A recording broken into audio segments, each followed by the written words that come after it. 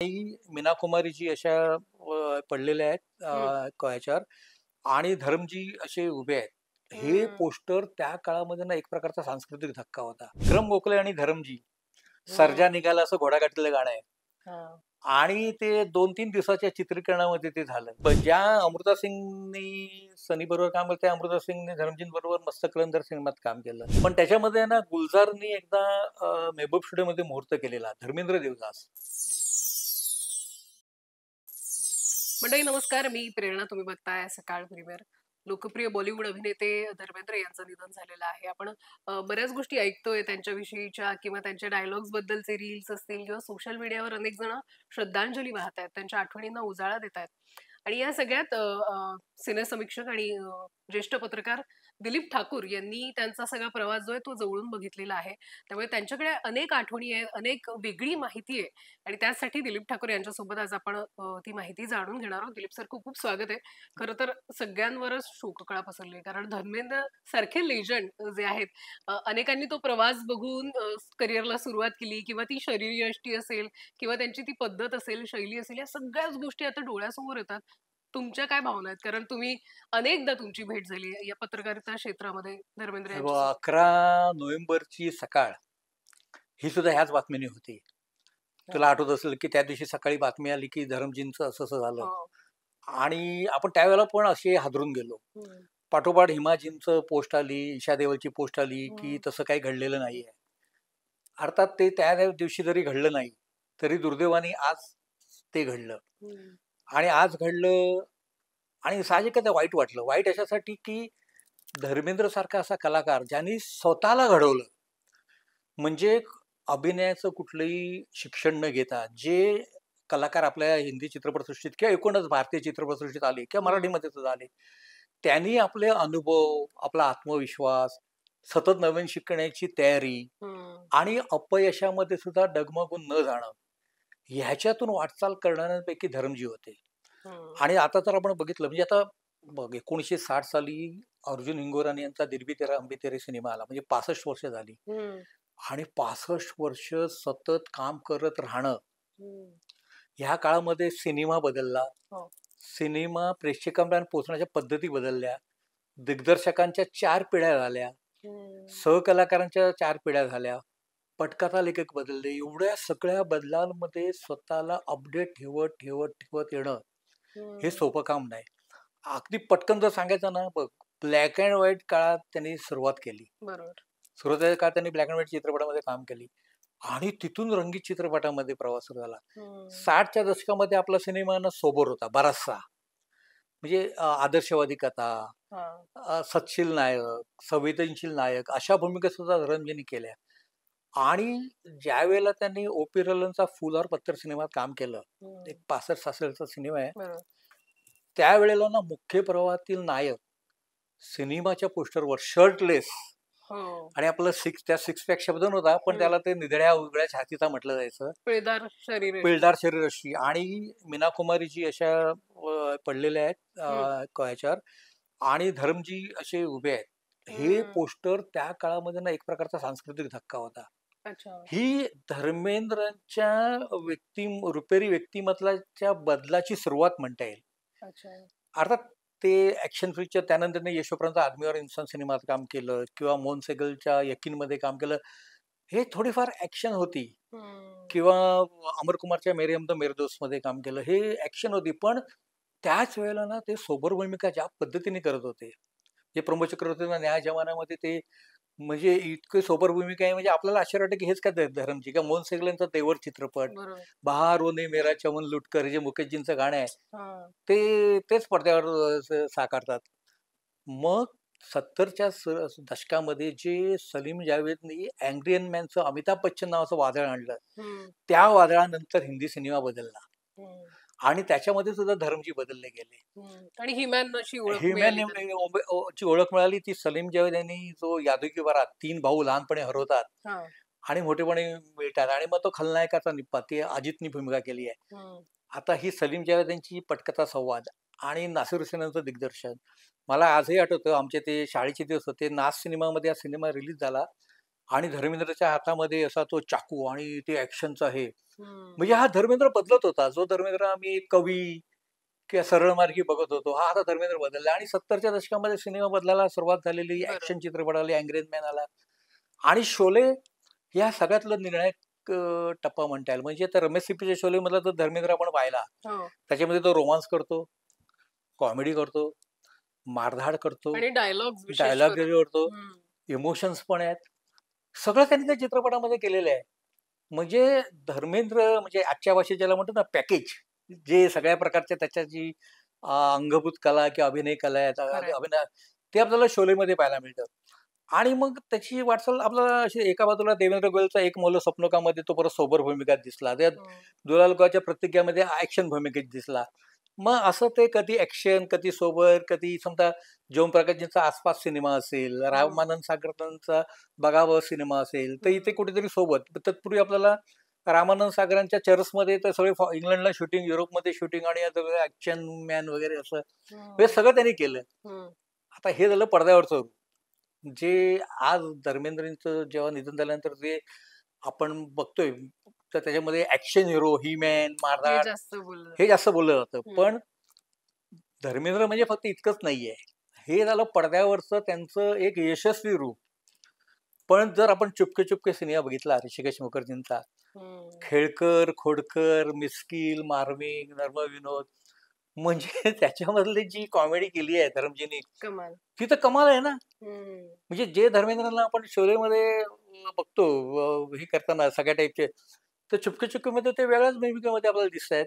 हम्म. हे जे धर्मेंद्रचं वैशिष्ट्य होतं, ते वैशिष्ट्य आज म्हणजे हा सगळ्याचा ठसा उमटलेला आहे. म्हणजे नुसतं हिंदी चित्रपटात त्यांचा ठसा उमटला असं न म्हणता, भारतीय चित्रपटसृष्टीवर धर्मेंद्रजींचा 65 वर्षांचा ठसा उमटला असं म्हणता येईल. खरंय. आणि तो ब्लॅक अँड व्हाईट पासूनचा काळ ते आतापर्यंत रॉकी आणि राणी आपण हो, बघतो, रॉकी और राणी, त्याच्यामध्ये पण ज्या पद्धतीनं त्यांनी शबाना आझमी सगळं, बरोबर काम हो, केलं. तो एक त्यांची शैली रोमॅन्टिक आणि ते गाणं गाणं वगैरे, तर ते सगळे या जनरेशनलाही त्या अनुभवता आले की अनुभव आलं. धर्मेंद्रांची ती शैली. या सगळ्या मराठी कनेक्शन पण एक आहे मराठी त्यांचं. कनेक्शन पण चांगलं आहे. आता त्यांनी एक हेमंत कदम नावाचे चांदोली स्टुडिओचे मालक होते. म्हणजे स्टुडिओ आजही साकी नाक्याजवळ आहे. हम्म. तर त्यांची आता ते पुढचं कुटुंब सांभाळतं. पण त्यांनी हिचं काय चुकलं हा नावाचा मराठी सिनेमा हे केला आणि त्याच्यामध्ये विक्रम गोखले आणि धरमजी, सर्जा निघाला असं घोडागाडीतलं गाणं आहे. हा. आणि ते 2-3 दिवसाच्या चित्रीकरणामध्ये ते झालं.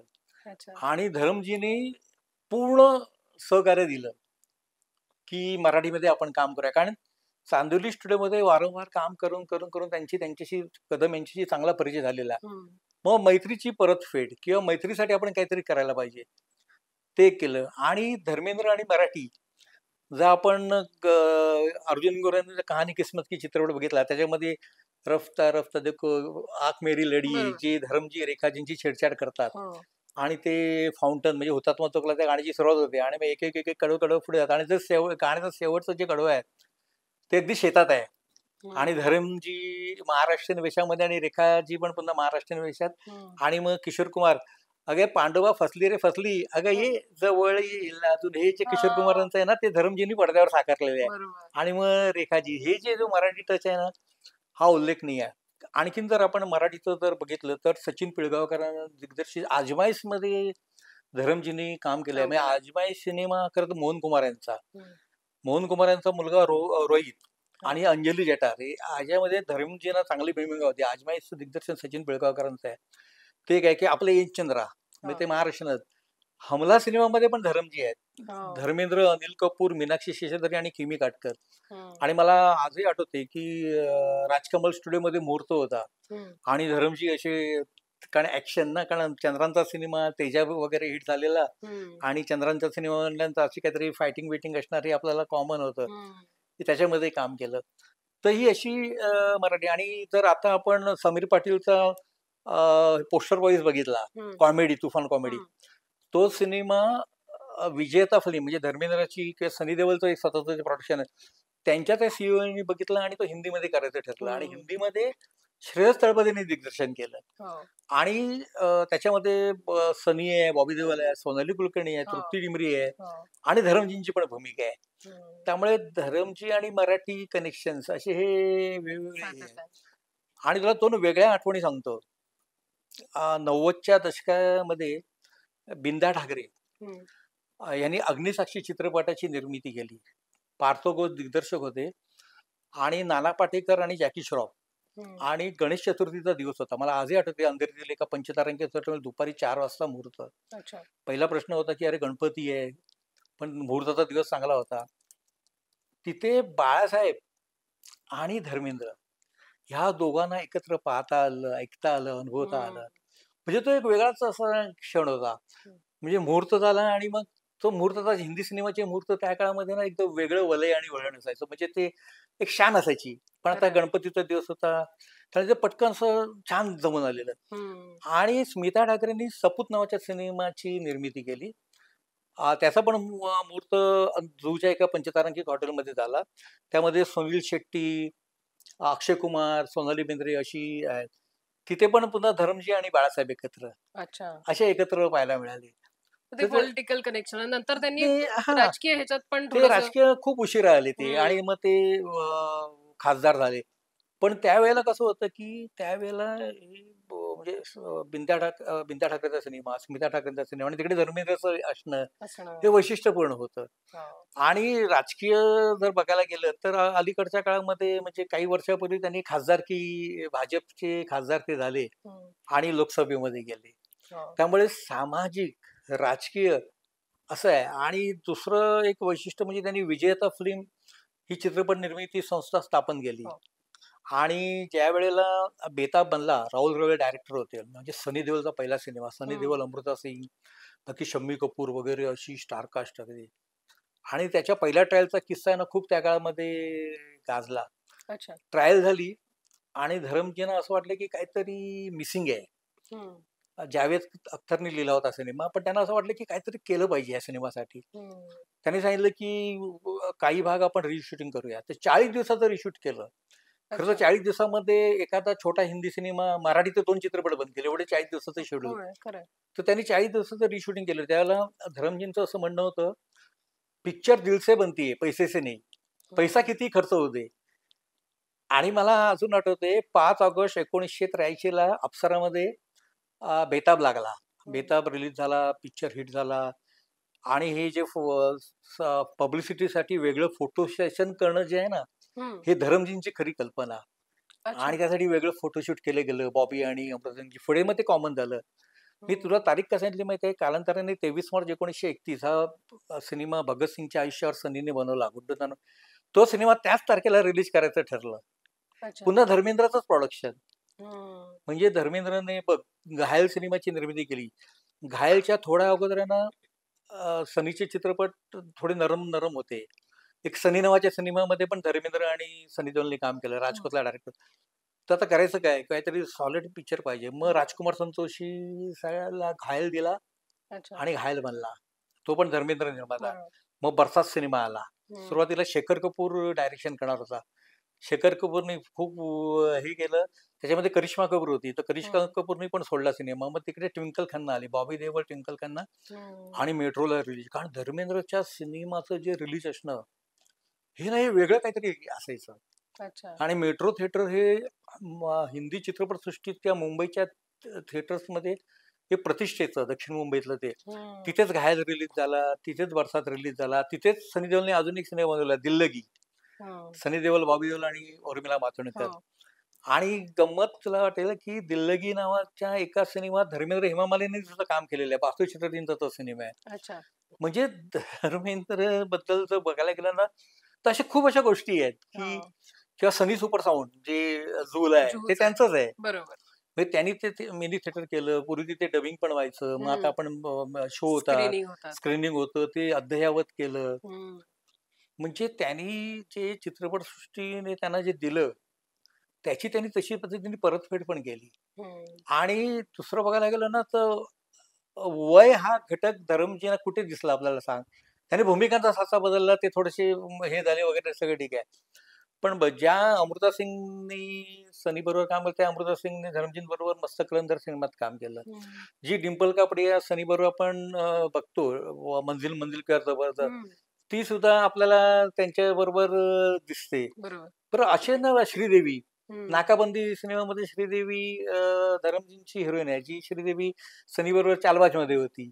जयाप्रदा, म्हणजे अशी बरीचशी उदाहरणं आहेत जे ज्या नायिका सनी बरोबर आहेत त्या नायिका यांच्या बरोबर नाही. पण तुला मी अगदी वेगळं उदाहरण सांगतो, ते खूप इंटरेस्टिंग आहे. रवी टंडन चा मजबूर वेगळा, त्याच्यामध्ये अमिताभ बच्चन होता, आणि टी रामाराव यांचा पण एक मजबूर नावाचा सिनेमा होता, ज्याच्यामध्ये जितेंद्र, सनी देओल, जयाप्रदा, फराह होते. आणि त्यावेळेला जसं आता मीडियाला या प्रमोशनसाठी बोललं जातं, त्यावेळेला आम्हाला ना सेटवर बोलवायचे. आणि मेहबूब स्टुडिओमध्ये मी गेलो, आणि मेहबूब स्टुडिओमध्ये मला सीमादेव भेटल्या. आणि साहजिक गप्पा होणार ना, कारण एवढा देव कुटुंबाशी संबंध. मी त्यांना म्हणालो, या सिनेमामध्ये तुम्ही काय, कोणती भूमिका आहे? त्या म्हणाले, मी अरे सनीची आई साकारते. त्यामुळे मी म्हणालो, अरे वा, कमाल आहे. का रे? हो, तुम्ही सीपी दीक्षितचा तो गजब सिनेमा आलेला, त्या गजब मध्ये तुम्ही सनी देओलची आई साकारली होती. हे जे धर्मेंद्रच्या बद्दल आहे ना, असे ज्याला आजच्या भाषेत आपण काय टिटबिट्स वगैरे असे म्हणतो ना, असे खूप आहेत. आणि अशा छोट्या छोट्या गोष्टींनी मिळून धर्मेंद्रची करिअर भरलेली आहे. पण तुम्ही अनेक भेटीगाठी, म्हणजे ऑन स्क्रीन सेटवर असणं, ऍज अ ऍक्टर म्हणून वावरणं, पण ऍज अ माणूस म्हणून धर्मेंद्रजी यांच्यासोबत तुमची अनेकदा भेट झालेली तुला मी एक आणि वेगळं ते छान, त्यांच्या चाहत्यांना पण इव्हन आता पण ते कधी भेटायचे तर लगेच सेल्फीसाठी लगेच होकार द्यायचे. त्यांची कधी चिडचिड अशी नाही, ते काय मनमिळाऊ हसतमुख असे दिसायचे. म्हणजे नाही, ते मुळात त्याच्या मागे मला असं दिसतंय की ते पंजाब मधल्या एका गावातून आले. परत ते फिल्मफेअर कॉन्टेस्ट मध्ये झालं वगैरे, पण संधी मिळणं तसं सोपं नव्हतं. मग त्यावेळेला फक्त असं होतं की ज्यांना सिनेमात काम करायची इच्छा आहे ते निर्माता दिग्दर्शकांच्या भेटी घेऊ शकत होते. पण सुरुवातीला बघ, जेव्हा धर्मेंद्रने चित्रपटसृष्टीत प्रवेश केला, तेव्हा राज कपूर, देवानंद, दिलीप कुमार ही यांची साम्राज्य होती. मनोज कुमार, शम्मी कपूर, राजेंद्र कुमार, राजकुमार, सुनील दत्त यांची चलती होती. पाठोपाठ शशी कपूर, पुढे जितेंद्र, राजेश खन्ना वगैरे आला. तर हे जे आले ना, ते हा संघर्ष होता धर्मेंद्रला स्वतःला सिद्ध करण्यासाठी, स्वतःची स्पेस निर्माण करण्यासाठी. तर त्या स्पेसमध्ये असं होतं की आपण नॉर्मल राहणं हे जास्त गरजेचं आहे. आणि जे मुळात तो माणूस गावातून आला, त्यामुळे ते सगळं हे आहे. पण जसं तू विचारलं, तुला एक वेगळी गोष्ट सांगतो. त्या काळामध्ये आम्हाला सेटवर बोलवायचे, आणि मला आठवते, समजा हरिभाऊजाचं त्रिनेत्रचं शूटिंग असेल आर के स्टुडिओमध्ये, किंवा आणखीन कोणाचं असेल, हुकूमतचं शूटिंग असेल मेहबूब स्टुडिओमध्ये, अनिल शर्माचं, धर्मेंद्रचं आम्ही बघायचो. धर्मेंद्रचं शूटिंग संपलं की धर्मेंद्र मेकअप रूममध्ये जाऊन नॉर्मल होणार, येऊन गाडीत बसला तरी स्टुडिओ बाहेर गाडी जायच्या आत ते आपल्या खिशातून एक काहीतरी नोट काढणार. त्यावेळेला 50-100 रुपयाच्या नोट खूप मोठी गोष्ट होती 80-90च्या दशकामध्ये. आणि ते एका कुठल्या तरी कामगाराला बोलवणार आणि ते देणार. हे आम्ही अनेकदा पाहिलेले आहे. तर आज जेव्हा धरमजीतचं निधनाचे वृत्त आलं, तेव्हा माझी पहिली प्रतिक्रिया होती, स्टुडिओतील कामगारांचा खऱ्या अर्थाने हिरो गेला. जो कामगारांना आपलं मानायचा, स्टुडिओतल्या कामगारांना, म्हणजे कामगारांच्या संघटना चित्रपटसृष्टीमध्ये, पण धरमजी त्या कामगारांना आपलं मानणारा असा तो माणूस होता. म्हणजे कामगारांचं सुखदुःख समजणं काय असेल ते. आणि मग मीडियाशी पण तीच फ्रेंडशिप. म्हणजे त्या जसं मी म्हणालो की पूर्वी आम्हाला सेटवर बोलवलं जायचं, म्हणजे त्यावेळेचं आमचं कसं असायचं, आम्ही सेटवर जाणार, एका बाजूला आम्ही बसणार, सगळं बघणार, आणि त्यानंतर म्हणजे मोकळीक मिळायची त्यांना, त्यावेळेलाच संवाद होणार.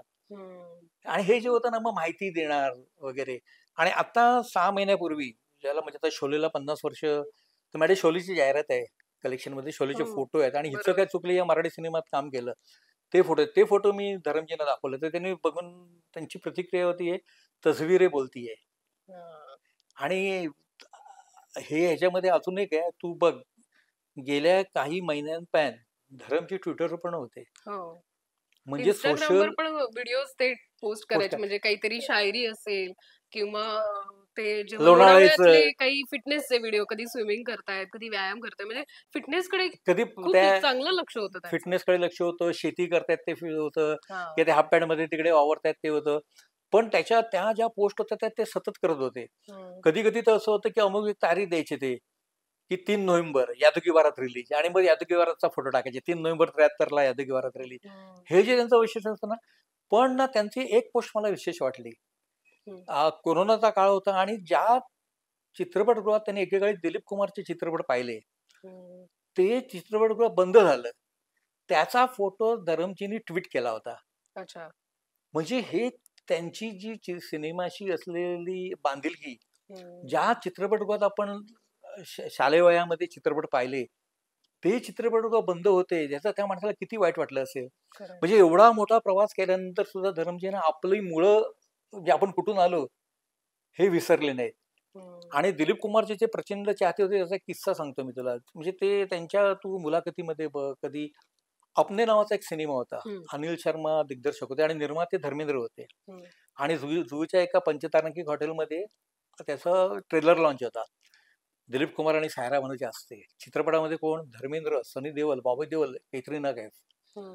आणि धरमजी बोलायला आले आणि इतके इमोशनल झाले, सदगीत झाले समोर दिलीप कुमार.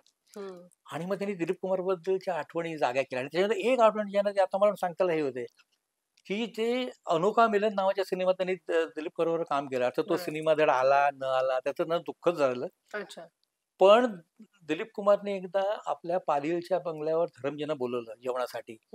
कारण दिलीप कुमार हे मेहमान नवाजी बद्दल खूप प्रसिद्ध होते. आणि ते हिरोळीवर बसले आणि त्यांना थंडी लागायला लागली धरमजींना. दिलीप कुमार घरात गेले, एक शाल घेऊन आले आणि धरमजींच्या खांद्यावर टाकली.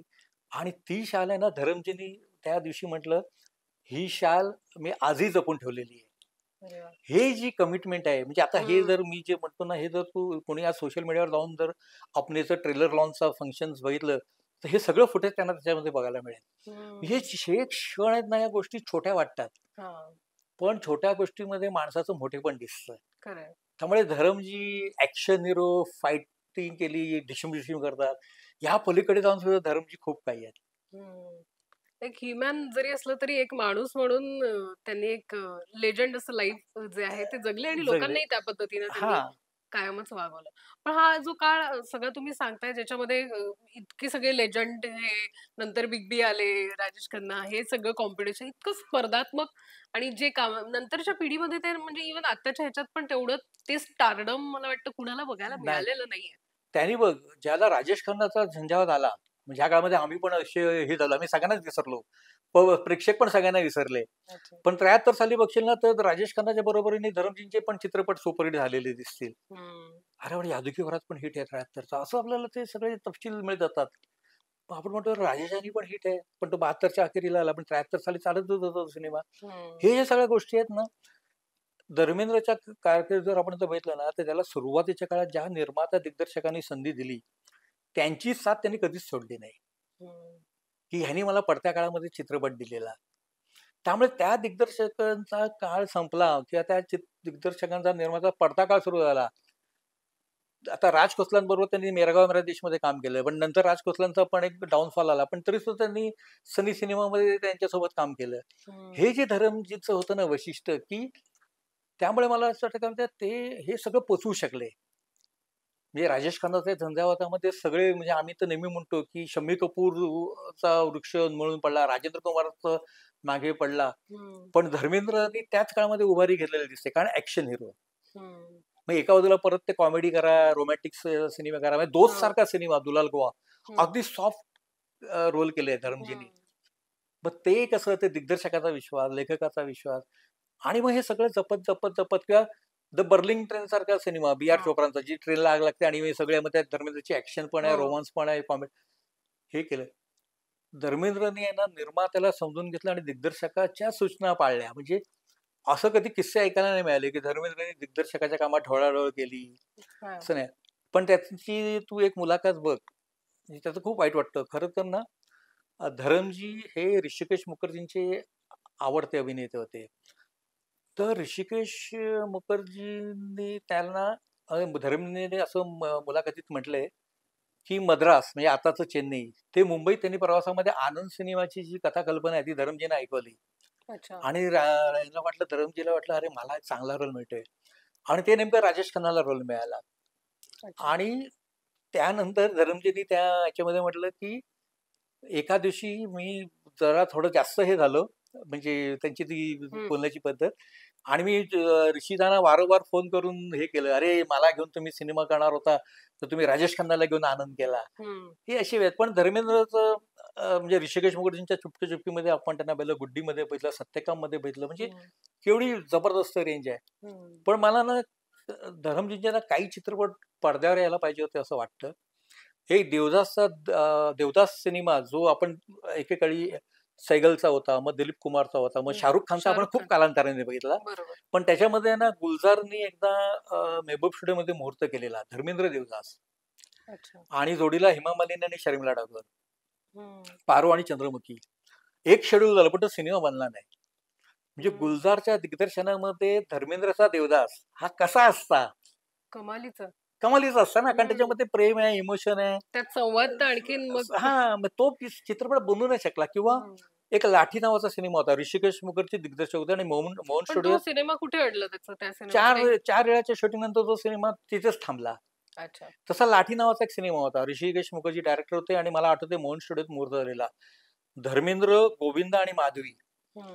आणि मुहूर्त दृश्यामध्ये धर्मेंद्र अशी ती लाठी घेऊन असं होतं. हम्म.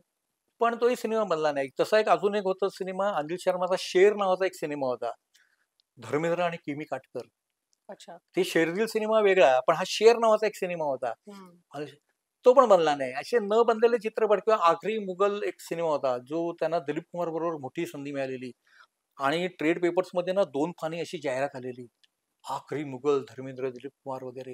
हम्म. असे काही चित्रपट ते दुर्दैवाने बनले नाहीत. हम्म. ते बनले असते तर फार बरं झालं असतं. पण धर्मेंद्र हे चित्रपटसृष्टीत कायम फ्रेंडली मानले गेले. इतर मोठ्या चित्रपटांसाठी मुहूर्ताचा क्लॅप देणं हे पण धर्मेंद्रचं वैशिष्ट्य होतं. मला एक सिनेमा आठवतो, जे.पी. दत्ताचा बंधू हा नावाचा सिनेमा होता आणि नटराज स्टुडिओमध्ये मुहूर्त झाला. खरं तर जे.पी. दत्तांचा सिनेमा म्हटल्यानंतर त्यामध्ये धर्मेंद्र हे हम्म. गुलामीमध्ये, बटवारामध्ये वगैरे पाहिलेले आहे आपण, क्षत्रियमध्ये वगैरे किंवा हम्म. हत्यारमध्ये. पण बंधुमध्ये अमिताभ बच्चन होता हम्म. आणि तो जोरदार मुहूर्त झाला आणि धर्मेंद्रने क्लॅप दिलेला, पण तो सिनेमा बनला नाही. पण ते यासह धर्मेंद्र यांचं खासगी आयुष्य पण खूप चर्चेचा हो, कायम हो, विषय हो, हो, ठरला. हो. म्हणजे अगदी हेमा मालिनी यांच्यासोबतची ती त्यांची जोडी ती सुपरहिट ठरली चित्रपटांची आणि लोकांना आवडायची ती जोडी. त्यानंतर मग त्यांचं लग्न होणं किंवा त्याच्यानंतर मग सनी आणि बॉबी पण आहेत, मग ईशा पण आहे. या सगळ्या हा ना गोष्टी पण खूप आहे. या सगळ्या गोष्टी कायम चर्चेत राहिले. खासगी आयुष्याबद्दलही ते खूप चर्चेत राहिले. तू बघायला गेली ना, तर 70च्या दशकामध्ये ना गॉसिप मॅगझिन्स हा जो ट्रेंड आहे तो 70च्या सुरुवातीला सुरू झाला. आणि मग त्याच्यामध्ये ना, म्हणजे अगोदर होत्या गॉसिप, पण आता गॉसिप हे मेन स्ट्रीम झालं. म्हणजे हम्म. अभिनया इतकी चर्चा आता गॉसिपची सुरू झाली. मग अमिताभ बच्चन रेखा प्रकरण असेल, धर्मेंद्र हेमा मालिनी प्रकरण असेल, किंवा राजेश खन्ना अंजू उमेंद्र प्रकरण असेल, हम्म. त्यानंतर मग त्याचं डिम्पलशी जे वाद झाले, हे याच्याने गॉसिप मॅगझिन भरली जायची खूप. आता धरमजी आणि हेमा, आता त्यांनी बघ सितार गीतामध्ये काम केलं, शोले, म्हणजे नावं सांगायची तर बरं, आजाद आहे, दिल्लगी आहे, आसपास आहे, दिल का हिरा सिनेमा आहे, अशी बरीच आहे. शोले. शोलेचं झालं, बगावत आहे, हम्म. अशी बरेच चित्रपटामध्ये त्यांनी एकत्र काम केलं. पण ते काम करत असताना ना हळूहळू बातम्या यायला लागल्या की हम्म. धर्मेंद्र हेमा मालिनी सोबत संधी मिळावी कामाची म्हणून ते प्रयत्न करतायत. हम्म. मग ते राजा जानीच्या सेटवर म्हणे सुरू झालं. आता ते हम्म. वेळेला बातम्या यायला लागल्या. मग शोलेमध्ये रमेश सिप्पीनी म्हणे धर्मेंद्रला, आता हा किस्सा आहे हम्म. की हे केलं की अरे तू जर हा रोल, वीरचा रोल करशील तर तुला हेमा मालिनी बरोबर जास्त फुटेज मिळेल, हम्म. असं व्हायला लागलं. मग त्या मी ऐकलं की धर्मेंद्र यांना ठाकूर नाही, ते आता करायचं. आम्ही धर्मेंद्रला विचारलं, ते म्हणाले की मी सहज एका ठिकाणी गमतीमध्ये बोललो आणि लोकांनी त्याची बातमी गेली. ते म्हणाले मी कारण त्या वीरू गोष्टी सोडून खूप कसा जाईन, बरोबर. कारण वीरूमध्ये सगळंच आहे ना करायला. रोमांस आहे, ऍक्शन आहे, कॉमेडी आहे, डान्स आहे, हम्म. सगळंच आहे. मी वीरू सोडून ठाकूर कशाला साकारीन. पण तो म्हणाला ते असंच असतं आपल्याकडे की काहीतरी आपण कुठेतरी बोलून जातो. बोलतो. आणि हे तर धर्मेंद्र हेमा मालिनी प्रकरण, आता बघ शोलेच्या वेळेला मग ते हाईपला जायला लागलं. मग पुढे आझाद सिनेमात काम केलं, ते अजून हाईपला गेलं. हम्म.